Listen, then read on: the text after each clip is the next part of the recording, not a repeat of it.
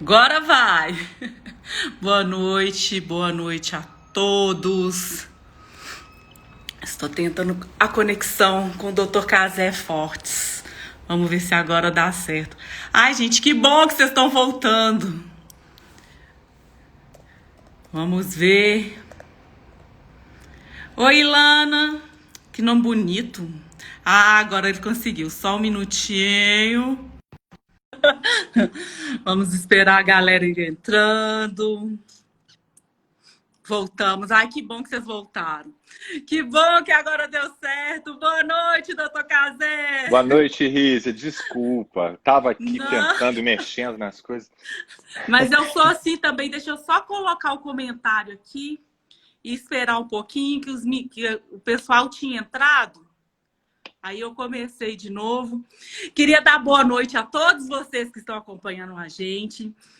Doutor Casé, muito obrigada pela oportunidade, disponibilidade para estar aqui conversando com a gente. Um assunto tão sério e tão delicado, né? Eu estava falando com o pessoal que eu sempre tento trazer um bate-papo leve, descontraído, mas com esse assunto de pedofilia não tem como a gente aliviar, porque é um É, assunto recorrente. Acontece, igual nós estávamos falando sobre, igual a violência doméstica contra a mulher também. Não escolhe classe social, não escolhe religião, não escolhe nada, ataca todas as classes. Então, gente, boa noite. Enquanto vocês estão entrando, eu vou pedir o doutor Casé para se apresentar para a gente. Fala um pouquinho sobre você, doutor Casé. Oi, Rízia, boa noite para todo mundo.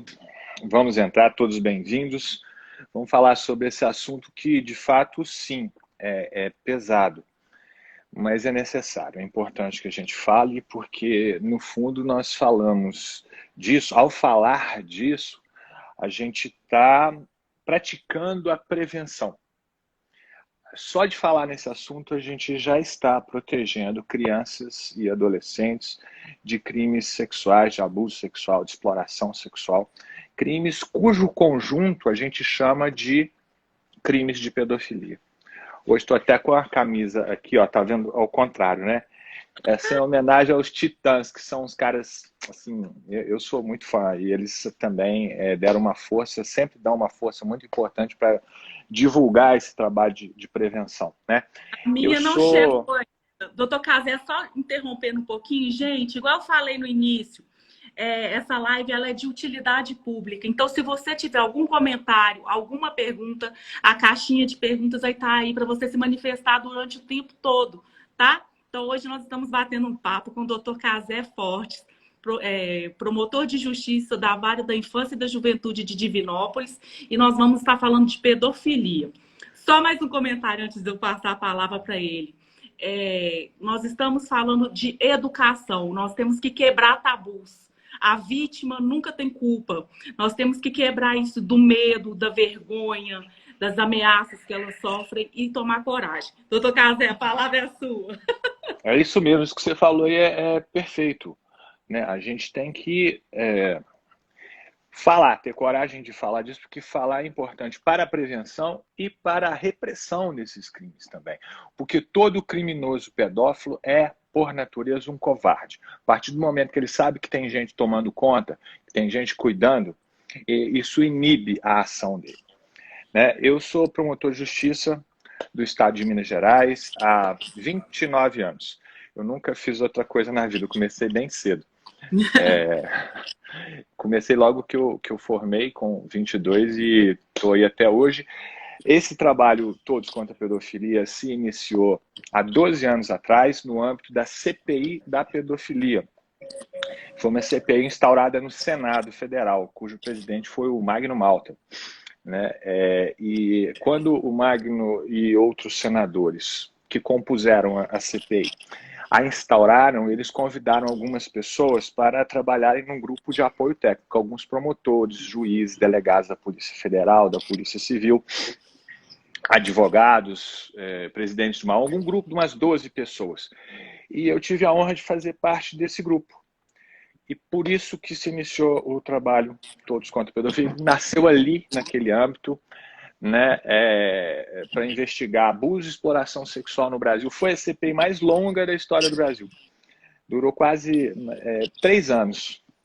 Né? E os resultados dela estão aí até hoje, como, por exemplo, a lei da pornografia infanto-juvenil, né, que está em vigor, modificou o Estatuto Criança e Adolescente. Tive a honra de poder participar da redação dela. A Lei Joana Maranhão, que fala da prescrição de crimes de abuso e exploração sexual, e tantas outras que tem por aí. Eu citei essas duas, que são as mais relevantes. Tem também a Lei da Dignidade Sexual, que modificou o Código Penal, que veio de outra CPI, mas que teve um apoio, uma participação importantíssima da CPI da pedofilia também. Eu queria que o senhor falasse um pouquinho, porque a gente discute tanto pedofilia, gente, hoje é simbólico, porque é o dia da infância. Né? Então, na hora que nós estávamos combinando a live, eu achei muito simbólico. E quando a gente fala de pedofilia, doutor, o que é pedofilia? Ótima pergunta. Eu lembro que você falou, deu algumas datas, eu falei, não, vamos no dia 24 mesmo, eu desmarco o que tiver, porque é um dia importante, é o dia da infância. Né? Mas que é a pedofilia? Essa pergunta eu gastei um capítulo do meu livro para responder. Mas você já recebeu? Eu mandei para você. Não recebi ainda. Pois é, mandei imediatamente, mas eu imaginei que não ia dar tempo. Mas você vai receber o livro, 2 camisas, uma para sortear, inclusive, se você quiser. Mas pedofilia tem 2 sentidos. Vou tentar explicar bem rapidamente. Tem os crimes de pedofilia e a pedofilia no campo clínico.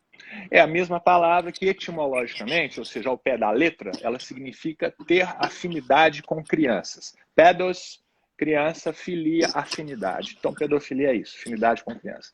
Mas ela serve para designar, dentro da área clínica, dentro da área da psiquiatria, da psicologia, ela serve para designar uma das diversas parafilias que existem. O que é uma parafilia? Parafilia é uma preferência ou orientação sexual não ortodoxa. Vamos dizer assim, é uma espécie de tara. Zoofilia, atração sexual por animais. Necrofilia, atração sexual por pessoas mortas. Riparofilia, atração sexual por pessoas imundas. E tem centenas. Dentro da própria pedofilia, que é a atração sexual por crianças pré-púberes ou semipúberes, ela tem diversas nuances e subtipos. E isso não é exatamente uma doença. Você pode chamar assim se quiser, mas pedofilia é um gosto sexual. A pessoa tem atração sexual por criança. Ela sente tesão, desculpa o termo, por criança. Tá certo. Né? Isso, a pessoa que é pedófila, tem pedofilia, ou pederose, que é um outro nome, né? Na definição clínica, ela não é necessariamente um criminoso. Ela é uma pessoa que sente isso. E alguns se controlam, outros dão vazão a esse sentimento. E quando eles dão vazão a esse sentimento, eles cometem crime. Bem, essa é a definição da pedofilia no campo clínico. Agora vamos falar de outra coisa. Vamos falar do campo jurídico. Perguntando, né? A Itamara está falando que isso que ela queria saber, se a pedofilia é uma doença. Então, pois é, aí é que tá, olha só, é preciso a gente dar essa outra definição, porque quando a gente fala todos contra a pedofilia, nós não estamos nos referindo a essa definição que já foi dada. Nós estamos nos referindo à definição jurídica. Crimes de pedofilia, sempre no plural. Porque são vários, são dezenas de crimes que estão definidos lá no Código Penal. Eu deixei um aqui em algum lugar, depois eu mostro. Estão definidos também aqui no Estatuto da Criança e Adolescente. Alguns crimes estes de natureza sexual, que quando cometidos contra uma criança ou um adolescente, eles são chamados, no seu conjunto, de crimes de pedofilia. Então, assim, o estupro de uma criança é um crime de pedofilia. O tráfico de crianças para fins sexuais é crime de pedofilia.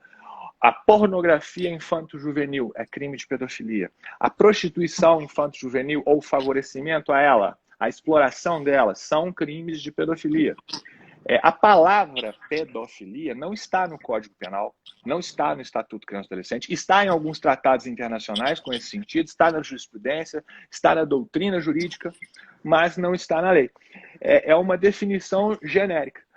Quando a gente fala todos contra a pedofilia, nós estamos falando todos contra abuso sexual, exploração sexual, estupro de vulnerável, tráfico de crianças e adolescentes, pornografia infanto-juvenil, prostituição infanto-juvenil, etc, etc, etc. Tem um monte de crimes. Eu gastei outro capítulo lá do meu livro para falar desses crimes. Excelente. Então, são duas coisas diferentes, né?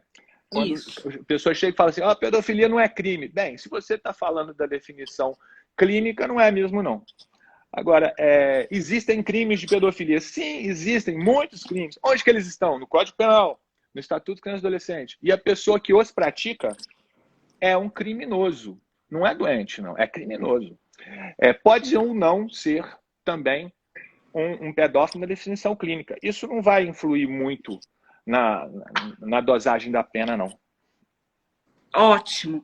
Eu acho muito. Estão falando muito bem explicado. A Ivene está falando que no seu livro o senhor cita que é preciso e necessário aproximar a mão do coração, transformar intenções em ações. Se possível, gostaria que comentasse sobre isso. A primeira aí, ó, se o senhor puder comentar. A Ivene é uma grande assim, guerreira na defesa de crianças e adolescentes há vários anos. Né? Ela fez trabalho em várias cidades aqui da região, hoje ela está em Curvelo, né? Trabalhando justamente nessa prevenção. Um abraço para ela. Isso que ela está citando foi uma frase escrita por alguém sobre o meu livro, não fui eu que escrevi isso, na verdade. Eu acho que foi a Ana Beatriz Barbosa Silva, sabe? Ela que escreveu o prefácio. Se eu não me engano, foi a Ana que escreveu. E eu fiquei muito envaidecido, achei legal ela colocar isso, porque ela traduziu o que eu penso de verdade. A gente tem que trabalhar, claro, com a lei, porque ela é a vontade democrática das pessoas, expressa no papel. Bem ou mal, ela foi feita pelo voto, ela foi feita por pessoas legalmente eleitas, e nós temos que respeitar a lei. Eu, há muitos anos atrás, quando eu assumi o Ministério Público, eu jurei respeitar a lei, e todos nós temos essa obrigação. Não quer dizer que eu concorde sempre com ela. Eu vou respeitá-la, mas muitas vezes vou criticá-la e vou querer modificá-la. Né? Por isso que eu digo que a gente tem que... Não, foi a Ana que falou, e eu achei que ela traduziu o que eu penso, que a gente tem que sim aproximar a mão do coração. Isso quer dizer o seguinte, lembrar para que serve lei. Para que ela existe? Ela existe para fazer bem as pessoas, para fazer justiça, que é um conceito maior do que lei. Né? Aquilo que é legal nem sempre é justo. E a gente tem que usar a lei para chegar até a justiça. Ela é um dos elementos, um elemento importantíssimo e super respeitável. Mas não é o único elemento para a gente chegar até a justiça. Aquele conceito que a gente tem no coração. Excelente. Doutor Casé, gente, você ouvir quem entende do assunto é bom, né? E aí eu queria dar boa noite, porque entrou muita gente. Nós estamos conversando com o promotor Casé Fortes sobre as diferentes formas de pedofilia. Ele deu uma explicação brilhante para a gente e agora eu quero entrar na prática. Doutor Casé, como que a gente sabe que a criança está sofrendo uma agressão, um abuso? Quais são os sinais, os primeiros sinais que eles dão? É importante mesmo a gente saber esses sinais, sabe por quê? A criança, principalmente, o adolescente já fala um pouco mais, mas a criança dificilmente fala. Ela não fala por muitos motivos perfeitamente inteligíveis e justificáveis, né? A criança não fala porque ela tem medo, porque ela tem vergonha, porque muitas vezes ela não entende o que está acontecendo. Ela acha que aquilo é normal, porque o parâmetro dela é o seu pai, a sua mãe. E às vezes estes são os agressores, ou as pessoas que permitem a agressão. Só um pequeno exemplo aqui, que ilustra bem isso. Há muitos anos atrás, eu participando de uma audiência, junto com uma juíza e uma psicóloga, ouvindo uma criança de 6 ou 7 anos, cujo pai, ou padrasto, não me lembro exatamente, a submetia a sexo oral, quase que diariamente. E essa criança contou isso para a gente de uma forma tão tranquila e até certo ponto inocente, que era uma coisa muito surreal no exato sentido da palavra, ou seja, aquela menininha pequenininha falando coisas ali que de arrepiar o cabelo, né? Nossa. E a gente ficou chocado com aquilo. Eu fiquei, a juíza ficou, a psicóloga ficou também. Ela percebeu que a gente ficou chocado e falou assim, todo pai não faz isso com a filha, não? Ou seja, ela achava que aquilo era o normal. Esse, às vezes, é um dos motivos pelos quais a criança não fala, sabe? ela não entende aquilo como uma agressão. Então é importante que a gente preste atenção nos sinais, porque eles sempre existem. Mais evidente, quando uma agressão mais grave e ela gera lesões, essas lesões podem ser um indício importante, né? Por exemplo, lesões nas partes íntimas têm que ser muito bem explicadas sempre, né? Não se pode ignorar uma situação dessa, você tem que investigar, né?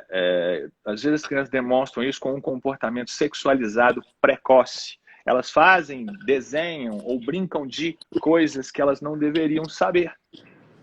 Outro pequeno exemplo. Uma creche num bairro muito pobre. E nessa creche, que os menininhos tomavam banho e eram devolvidos aos pais no final do dia de banho tomado, deverzinho feito e tal. Uma criança bem pequena começou, durante o banho, a agarrar outras meninas. Era uma menina, né? E levar a mão nas partes íntimas, querer beijar, né? E de onde ela tirou isso? Aí fomos investigar esse comportamento dela e descobrimos que, de fato, ela, infelizmente, estava sendo vítima de abuso sexual. Então, os principais sinais, o principal sinal que você tem que perceber numa criança é comportamento sexualizado precoce. Os outros sinais que existem são sinais comuns a trauma. O trauma gera alguns sinais, né? A criança muda o comportamento bruscamente, era triste, fica muito alegre, ou vice-versa, ou não quer ir a determinado local, ou não aceita determinada pessoa, né? Todos esses comportamentos contraditórios e estranhos são sinais que merecem investigação. Porque aí o que a gente faz, né? Se você está vendo sinais dessa natureza? Leva num psicólogo, né? Não coloca a criança contra a parede, não vai, socorro, meu Deus, arrancar os cabelos, não é isso. Tem que ter calma, conversar com um profissional para ter jeito para chegar na criança e no adolescente também, e conversar a respeito disso, conseguir saber o que está acontecendo, para a partir daí a gente tomar as providências. Primeiro lugar, cuidar de acolher a vítima. A gente sempre pensa na retorção, né, na resposta, na vingança, sei lá. E eu entendo isso. Mas isso tem que ser o segundo lugar. O primeiro lugar tem que ser acolher a vítima, que ela, como você disse no começo muito bem, não tem culpa. Né? Exatamente. Depois você tem que cuidar de punir o criminoso, porque isso também é prevenção. Ótimo. Até deixa eu te falar uma coisa, lembrar aqui que muitas vezes a pessoa não sabe, mas é obrigação de alguns profissionais comunicar quando sabem de violência, inclusive sexual, contra a criança, ou mesmo suspeita. Profissionais de educação e de saúde, principalmente. A falta dessa comunicação pode configurar até infração administrativa punível no Estatuto Criança e Adolescente. Tem um comentário muito interessante da Ilana aqui, que ela fala que tem um caso gravíssimo de uma criança de 3 anos, que ela não queria vestir vestido, queria usar somente short, teve coceira e perdeu o sorriso. Estava nervosa e agitada. São sinais que você acabou de falar, né? Teve uma outra pergunta aqui que a Renata falou. Se o abusador, às vezes, está até dentro de casa, se a gravação... Muitas vezes. Se a gravação sem autorização é autorizada. Pois é. Ela está pensando em produzir prova. E é um pensamento justo. Primeiro pensamento, eu acho que deve ser sempre proteger. Se for possível proteger e produzir prova, fico muito feliz, porque aí nós vamos ter, né, um elemento aí para trabalhar. Você pode perfeitamente gravar uma criança que está sob sua responsabilidade. Você está autorizando. Né? Vamos supor, seu filho, você pode gravar. Você está no filme, na gravação, no vídeo, você pode gravar. Né? Toda a prova tem um valor relativo, ela vale dentro de um contexto. Isso é um princípio jurídico. Né? Então, eu acho que a pessoa quer fazer isso, faça. Na pior das hipóteses, não vai ter contestação. E a gente tem contestação de tudo mesmo. Gente, são anos e anos aí enfrentando processos dessa natureza. A defesa mais comum que existe para abuso sexual, para estupro, qual que é? Foi culpa da vítima. No meu livro tem um capítulo lá que fala entrevista com o pedófilo. Fiquei umas 3 horas e pouco conversando com um sujeito condenado já. Ele estava cumprindo pena, né, já estava bem mais velho, até na cadeira de rodas, que ele de vez em quando saía e voltava. Tal. Mas o fato é que ele abusou de pelo menos 3 crianças pequenas. E foi uma coisa assim muito bem fotografado, filmado, provado, condenado. E eu falei com ele, eu só queria ouvir o seu lado. E ele falou muita coisa, a entrevista dele é bem interessante, ele começou meio tímido, depois começou a abrir o verbo, falando as coisas dele. E isso tudo foi filmado, sabe? E depois transcrito. Ele falou isso, que uma menina que ele estuprou tinha 7 anos de idade. E ele falou assim, mas doutor, ela me provocava, ela ia lá, pensa bem, aquela menina, desculpa que eu vou falar agora, né, repetindo mais ou menos o que ele falou, aquela menina novinha, bonitinha, cheirosinha, chegava, sentava no meu colo, botava a mão ali perto do meu... Sabe? Eu sou homem, né? Aí eu fiquei vou te contar uma coisa, nessas horas é difícil a gente controlar, porque claro que não é homem. Um cara que não respeita uma criança de 7 anos não é homem para mim, não. Homem eu falo no sentido de ser humano com hombridade, com honra. Homem ou mulher, né? Mas foi isso que ele falou. Para ele estava tudo normal, porque ela queria. Ela, 7 anos. Nojento. Nossa Senhora. Agora, se você vai pegar, é maluco, é doido, não sabe o que está fazendo? Não é nada disso, não. Ele sabe muito bem o que está fazendo, sim. Sabe que está fazendo errado. Né? Poderia se controlar, poderia ser, sim, um sujeito honrado. E mesmo que uma criança chegasse ao ponto de fazer isso, e quando uma criança faz isso é porque ela não foi educada, ou seja, já está em situação de risco porque não está tendo dentro de casa a educação que deveria ter.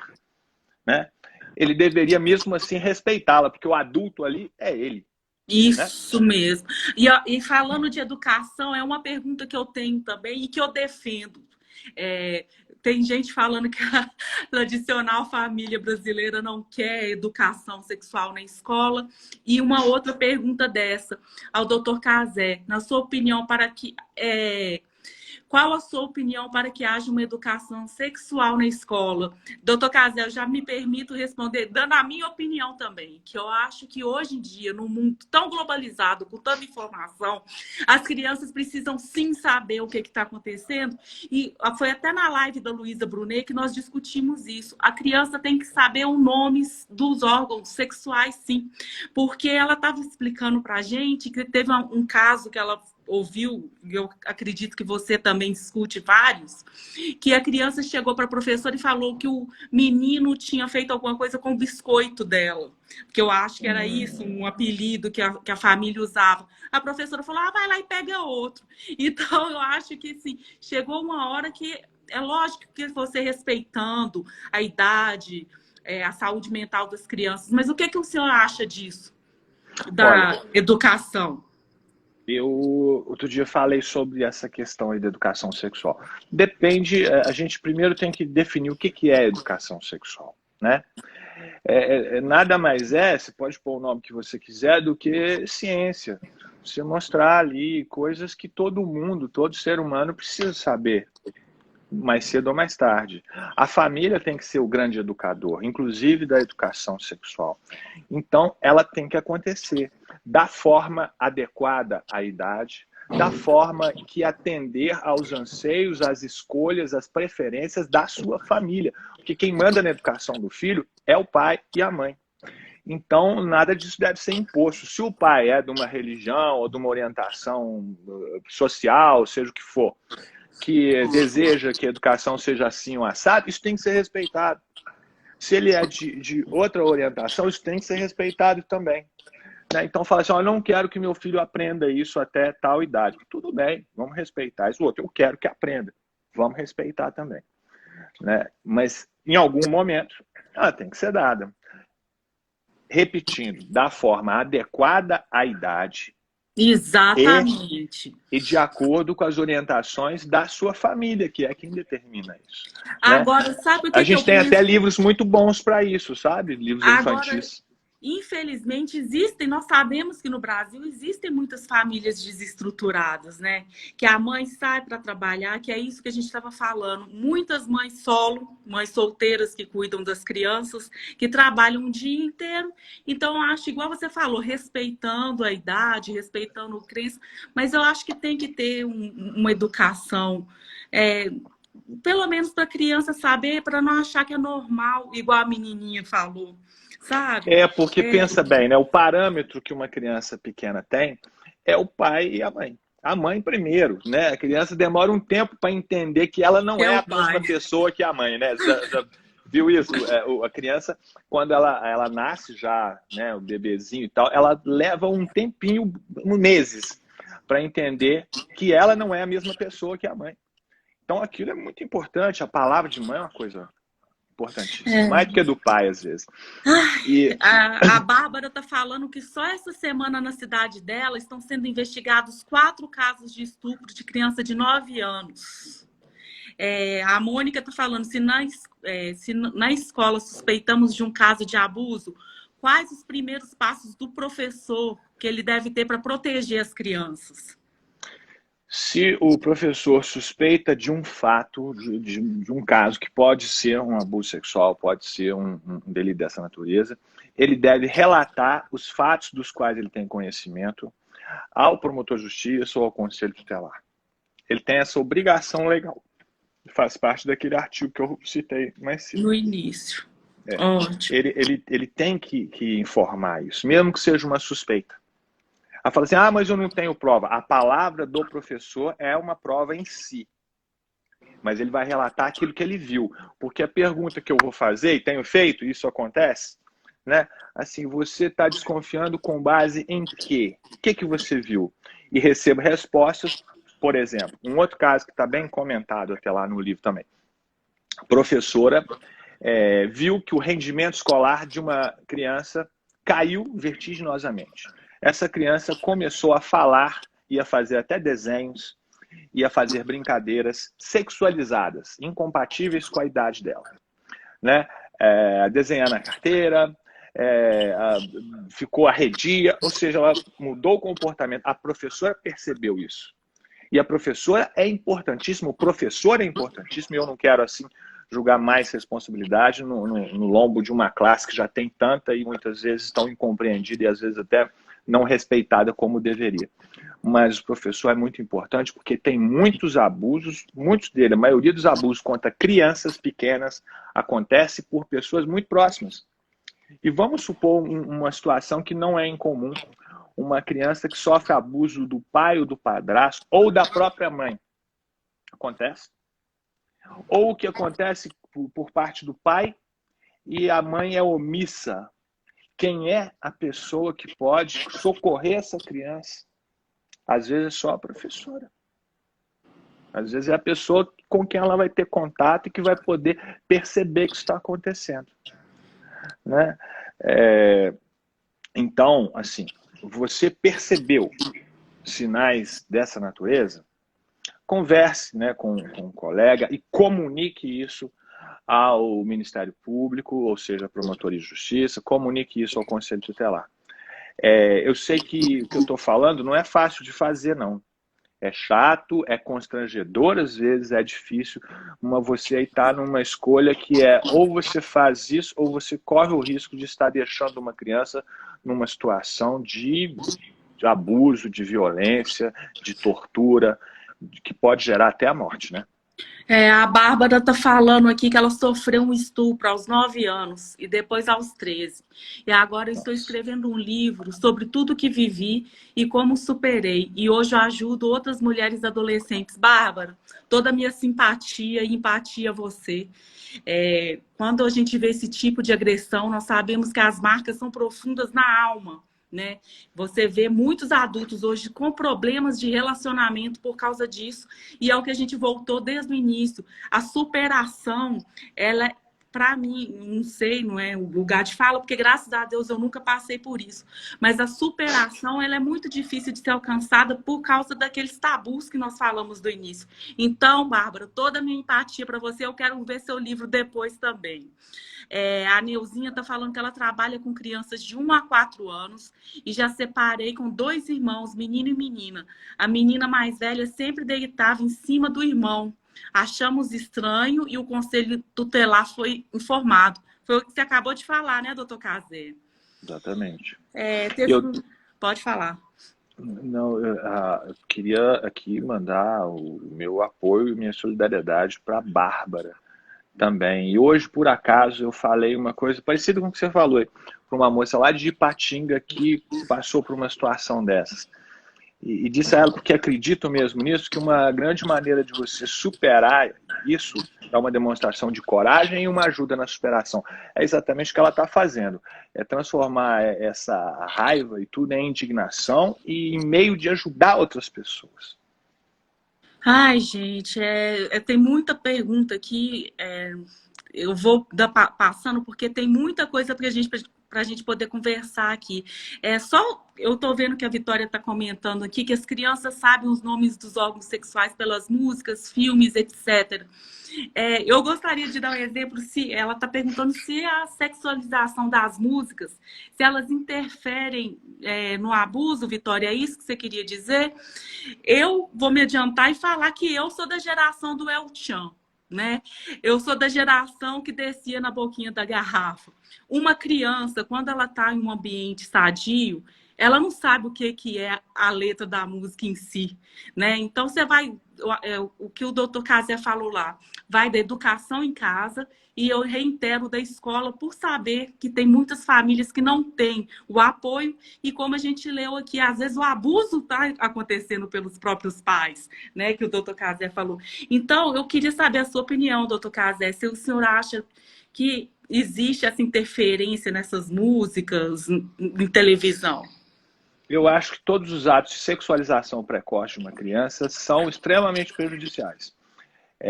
Quando você expõe, mesmo que a criança não saiba o que ela está fazendo, né, ela está se expondo, né, ela está virando aos olhos de um criminoso pedófilo, ela tá dando um recado para ele, ela está como se estivesse o provocando. Não que ela não tenha direito de viver a vida dela sem achar que vai fazer isso ou aquilo outro.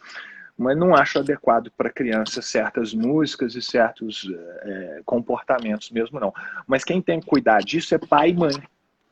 Se existem esse tipo de música e tal, se isso é levado para a criança, é falha dos pais, que não podem deixar isso acontecer, né? Não pode deixar o seu filho ficar, né, se expondo. Até é o que a gente fala muito da questão da internet. Internet é coisa maravilhosa, coisa boa. Nossa, é o melhor meio de comunicação que já inventaram. Criança deve usar? Deve. Criança deve usar sim, porque todo mundo usa e vai usar cada vez mais.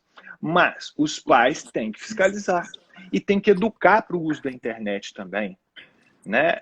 Você, quando está mexendo ali, navegando pela internet, você está no mundo. Tudo que acontece ali acontece de verdade. Tudo que você coloca na internet nunca mais sai. Os pais têm que... Não pode simplesmente pegar e pá, entrega a internet, vai, filho, mete a cara no mundo aí. Não, tem que fiscalizar, tá ali junto. Marcar horário, olhar aquela frasinha que eu ouvi dizendo que os meninos não gostam muito não, mas que eu acho que é a pura verdade. Não tem senha para pai e mãe. Até os 18 anos de idade. Quem manda é o pai, quem manda é a mãe, e tem que olhar tudo mesmo.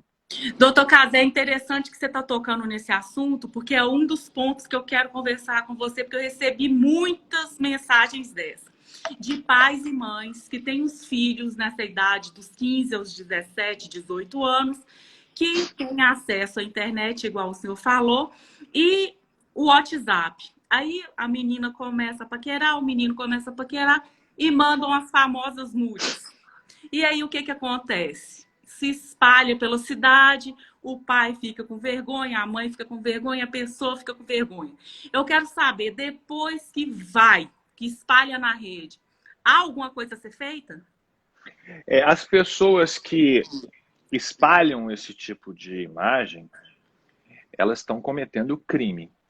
Né? Você ter esse tipo de imagem, uma pessoa menor de 18 anos de idade, mesmo com 17 anos e 300 dias, ainda é menor de 18 anos de idade, a imagem dela não pode ser publicada porque é crime. Você ter essa imagem é crime, você publicar é crime, você produzir isso é crime também. Da lei da pornografia infantil, eu participei da redação dessa lei. Né? Bem, não tem muito como tirar isso da internet, não. Tem pais, às vezes, que entram com ações. Eu quero tirar isso da internet. Você vai ganhar ação, mas não vai conseguir, na prática, realizar isso, porque se espalha. Né? Mas as pessoas que divulgam esse tipo de imagem estão cometendo crime, sim. A gente tem que evitar que aconteça, através de educação e vigilância. Né? Porque depois que aconteceu, a gente pune. Se você pegar ali, não é difícil rastrear quem está passando isso adiante, não. É fácil. Né? Só que não volta atrás, já está espalhado. Uma outra coisa que eu sempre observo, e eu xingo os meus amigos assim. Eu não tenho filho, né? Então eu vejo uns meus amigos que há anos eu não vejo. Eu sei aonde a menina faz balé. Eu sei aonde que a menina vai para a escola. Eu sei os horários, porque o pai vai... posta, aí dá aquele famoso tag, né? Fala, fulana tá bonitinha, bailarina aqui na escola tal. O outro mora aqui na escola tal. Isso também é muito perigoso, não é, doutor Cazé? A gente dá informação demais, você está se expondo, você está fornecendo informação para pessoas bem intencionadas, que vão te elogiar e achar aquilo bonito, também está fornecendo informações para pessoas que vão usar aquilo para te ferir, para te roubar, para agredir seu filho. Agora, eu entendo que você quer mostrar seu filho, você quer que os parentes, que às vezes estão distantes, acompanhem o crescimento. Você tem um filho bonito ou fazendo uma coisa interessante, o pai e a mãe ficam orgulhosos e querem mostrar. Mas tem que ter cuidado com isso. Tem que ter um limite, não pode haver exagero. Né? Eu, às vezes, não aguento, boto uma foto com meu filho, assim, mas eu procuro estar sempre junto, sabe? Para, pelo menos, a foto dele não ser aproveitada. Porque você sabe que tem gente que, às vezes, sem querer, dá foto para sites de pornografia infantil. Exato. Depois até separei uns aqui, ó. Ótimo. Para te mostrar, assim, então, são sites que já saíram do ar, não vai divulgar o endereço e também estão tapadas as partes que não podem ser mostradas. Mas só como exemplo, como a pornografia infantil é desenvolvida. Como tem gente que ganha dinheiro com isso. Isso, tem um comentário da Itamar exatamente sobre isso, que tem rede de pedofilia que captam as crianças na internet. Sim, tem mesmo. Isso que você está falando. Então tem mesmo. Tem foto que é produzida com crianças que são, às vezes, até drogadas, são crianças colocadas em situações de sexo para produção de pornografia infantil, mas tem gente que gosta de fotos que, assim, a gente nem enxerga como que a pessoa pode ter uma atração sexual por aquilo, mas ela pega foto lá do seu filho, do meu filho, de todo mundo, criança nadando, criança no balé, aí não tem jeito, né? Porque agora, o que a gente pode é tomar muito cuidado, principalmente porque o adolescente, principalmente, isso é normal, ele quer mostrar para o mundo que ele não é mais criança, que ele é adulto. Na verdade, ele não é nenhum nem outro, ele está na fase de transição, é isso que é a adolescência, né? Só que porque acontecem, às vezes, exageros, e a pessoa se expõe além da conta. E essas fotos são sempre furtadas. Às vezes tem aqueles caras que pedem lá o famoso nude de uma menina, de um menino e tal, e manda, e aquilo espalha para todo lado. Todas essas fotos são capturadas e são colocadas em sites à venda.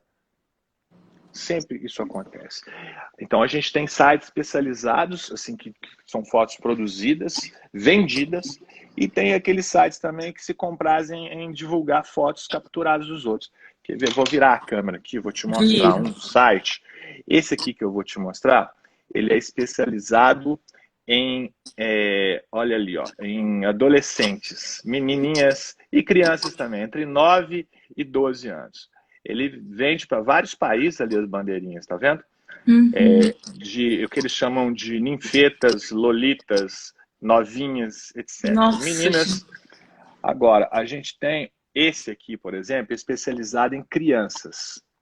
Cada foto dessas, isso aqui é só um detalhe, olha só, tem páginas bem compridas aqui, a gente vê. Aqui a gente vê assim, ó, né? Isso aqui é um detalhezinho. Cada página dessas é um tema de pedofilia. Por exemplo, crianças sendo estupradas na escola, crianças sendo estupradas com um pirulito e coisas desse tipo. São fotos produzidas por crianças que às vezes são alugadas pelos próprios pais. Meu Deus do céu. Esses dias lá no Rio de Janeiro, foi preso um senhor e encontrado, você viu essa notícia? O lugar lá que ele trabalhava é modo de dizer, né? Isso nunca foi trabalho na gente. Mas ele tinha um estúdio fotográfico na casa dele, especializado em produzir pornografia infantil. Ele tinha... como é que eu vou dizer isso de uma forma aqui que não fique ofensiva, né? Pode falar. Tinha lá peças pseudo-eróticas com formatos infantis para introdução em meninos e meninas. Né? Tinha lá correios onde as crianças eram amarradas e torturadas, crianças que eram obrigadas a simular sexo uma com a outra. Um senhor de uns 70 anos, mas ele não era o único que trabalhava ali, pelo visto, já estava funcionando há muito tempo, produzindo pornografia infantil. Né? Até aí vai um grande abraço para a doutora Paula Mari, delegada de polícia lá da... doutora Paula, hein? A Paula é joia, ela trabalha nesse caso aí, né? Entre outros tantos importantes que ela trabalha. Mas isso, eu tinha mostrado essas imagens aí em 2018, essas que eu te mostrei agora. E, infelizmente, isso continua acontecendo aí, né? As pessoas continuam ganhando dinheiro com pornografia infantil produzida e furtada da gente. Então, vamos ter muito cuidado ao expor nossos filhos. E eu só estou falando de pornografia infantil. A exposição também pode ser usada para outros tipos de golpe, né? Estelionato, para extorsões e tantos outros aí. Porque informação, de fato, é poder. Se você está dando sua vida aí de graça, né? Doutor Cazé, já que nós estamos falando disso, aonde que nós podemos denunciar? Quais são... Primeiro, gente, eu já vou falar o que eu falo em todas as lives. O doutor Cazé, ele veio aqui, está conversando com a gente. Manda mensagem para ele. Se tiver dúvida, ele é super acessível. Pode mandar. Eu demoro pra caramba, mas eu respondo. Não, ele é muito acessível. Isso é utilidade pública, mais uma vez. Então, doutor Cazé, pegou, descobriu. A Vitória até perguntou se pode fazer denúncia anônima. Quais os números ligar? Quais os programas a gente pode procurar? Tá. Vitória, que nome bonito, né? Eu tenho minha primeira afilhada e minha primeira sobrinha chama Vitória também. Olha, gente, tem muitas formas de você denunciar. Você pode usar o Disque 100, o Disque 100, que vale para o Brasil inteiro, né? Você pode usar os telefones que existem em cada estado, cada um tem seu telefone próprio. E você pode também usar a internet. A gente tem a SaferNet, tem o site da Polícia Federal, que tem lá um local para fazer denúncia, identificada ou anônima, você escolhe. Né? Tem as ouvidorias dos ministérios públicos de todos os estados, estado de Minas Gerais tem uma ouvidoria muito eficiente. E tem o que eu prefiro, mas ninguém prefere, que é o mais difícil, é o mais constrangedor, sem dúvida, mas é o mais eficiente, que é você chegar lá e falar com o delegado de polícia, com o promotor de justiça, com o conselheiro tutelar. Por que essa é a maneira mais eficiente, embora não seja a mais confortável, né? Porque você tem que sair de sua casa, ir lá, às vezes demora um pouquinho. Nós estamos evitando contato pessoal por causa do contágio aí da pandemia, mas é o mais eficiente porque quando você fala com um promotor, com um conselheiro, com um delegado, você dá as informações que você quer e você está sujeito a responder algumas perguntas também, para informar, às vezes, coisas que você não acha importante, mas que a gente precisa saber e às vezes você sabe, né? Coisas porque a gente é que sabe lá como é que vai levar aquilo adiante. Então é bom você conversar com a pessoa, eu vou perguntar aquilo que eu preciso saber mesmo, para ver o que é possível fazer diante daquela situação. E quando a pessoa fala, e coloca no papel ali o seu depoimento e assina, isso já é prova. Uma denúncia anônima é nada. A gente vai investigar, mas ela não é prova de nada. Mas sua palavra é prova. Eu posso, né, perfeitamente dar início a uma investigação com a sua palavra ali, porque você vai ter responsabilidade com aquilo que você vai falar. Porque é uma coisa muito séria você fazer uma denúncia de crime de pedofilia, né? A simples denúncia pode destruir a vida de uma pessoa. Exatamente. E se ela for falsa? Então é preciso muita responsabilidade com essas denúncias. E é melhor que elas sejam feitas pessoalmente, porque a pessoa está falando, olha, eu sei isso, e você não tem que temer aquilo que você sabe. Outra coisa também, ninguém precisa ter medo de criminosos pedófilos. São todos covardes, todos...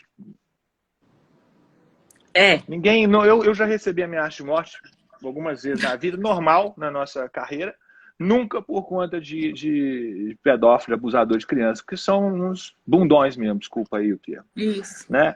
Eles são muito machos lá com criança, né? Se topar alguém do tamanho aí é diferente.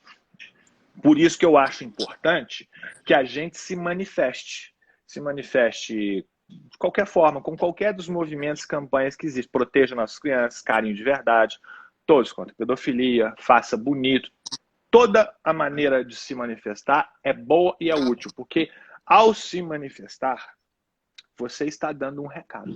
Você está dizendo para o criminoso em potencial ou em andamento o seguinte: essas crianças aqui à minha volta, os meus filhos, meus amigos, meus sobrinhos, meus vizinhos, eles não estão abandonados, eles não estão negligenciados. Nós estamos aqui, nós estamos olhando por eles e nós não vamos aceitar esse tipo de coisa. Portanto, não mexa aqui na nossa área. Não mexa aqui, ó, porque nós estamos olhando. E isso inibe mesmo a ação desses grandes covardes que são os criminosos pedófilos. Não estou falando dos pedófilos clínicos, estou falando dos criminosos pedófilos. Aqueles que praticam crimes de estupro, de pornografia infantil, de prostituição de crianças e adolescentes, aqueles que ganham dinheiro com as criancinhas que ficam lá na praia oferecendo sexo oral para turista, aqueles que pegam aí uma criança pequena lá dentro do quarto onde ela não pode fazer nada e estupram, né? Tipo aquele bandido que estuprou lá a menina que engravidou, e eu fiquei tristíssimo com esse caso, mas o que eu não vi ninguém falar foi que aquilo não é novidade, não. Eu já vi vários casos desses, né, de eu crianças... estava lendo que a cada 15 minutos, eu não sei os números certos, acho que 3 crianças são abusadas no Brasil.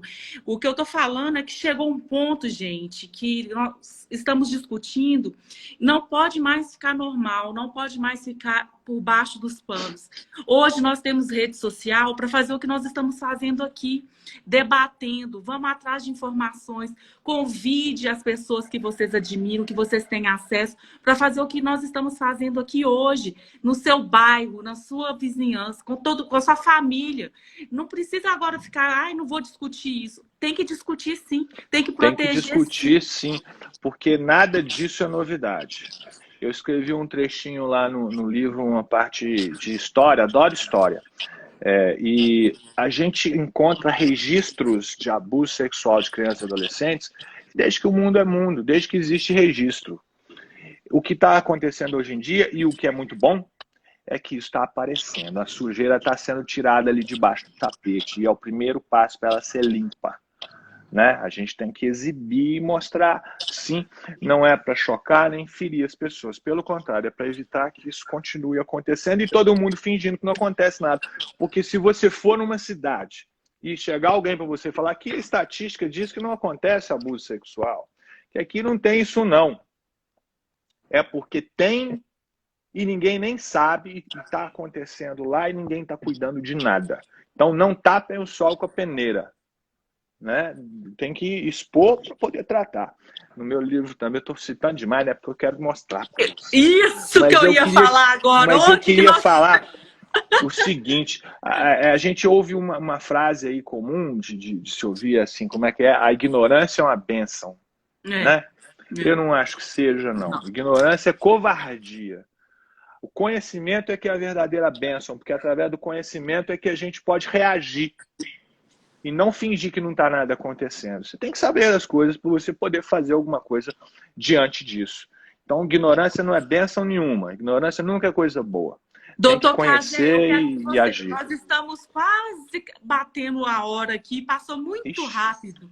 Eu quero que você mesmo. fale do seu livro, e aqui é um ponto que eu queria discutir desde o início também. Quando o pedófilo é preso, há alguma brecha na lei que possa soltá-lo? O risco de ser solto e procurar a vítima é muito grande, e eu cito isso pelo o exemplo que eu ouvi você falando da menina que foi acolhida e no Natal voltou e o padrasto, o tio...